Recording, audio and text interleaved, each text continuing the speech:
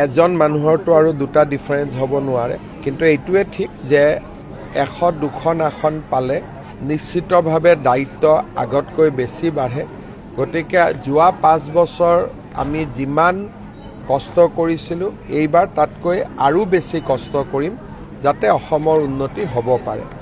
তাৰ উপৰিও আমাৰ এটা সুনিৰ্দিষ্ট যোৱা 5 বছৰ 2021ত যেতিয়া আমি ইলেকশ্যন মেনিফেষ্টো আনিছিলোঁ তেতিয়া কোভিডৰ বিভীষিকা আমাৰ সন্মুখত আছিলে, সেইকাৰণে আমাৰ সংকল্পবোৰ সীমিত আছিল।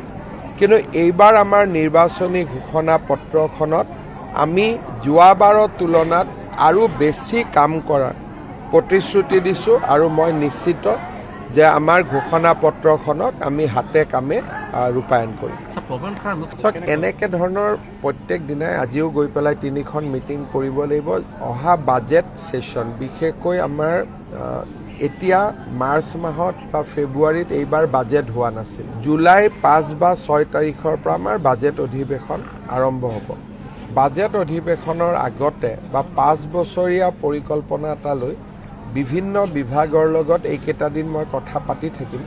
বিশেষকৈ যিবিলাক পেণ্ডিং প্ৰকল্প আছিল বা যিবিলাক প্ৰকল্প আমি ভাবিছিলোঁ কিন্তু কৰিব পৰা নাছিলোঁ, বা ইলেকশ্যন প্ৰচাৰৰ সময়ত ৰাইজে যিমান নতুন আমাক কথা ক'লে, নতুন পৰামৰ্শ দিলে, এই গোটেইবিলাকক সামৰি এইকেইটা দিন মই বিভিন্ন বিভাগৰ লগত আলোচনা কৰিম যাতে বাজেটত আমি যিমানখিনি পাৰোঁ ৰাইজৰ পৰামৰ্শ আমি সন্নিৱিষ্ট কৰিব পাৰোঁ।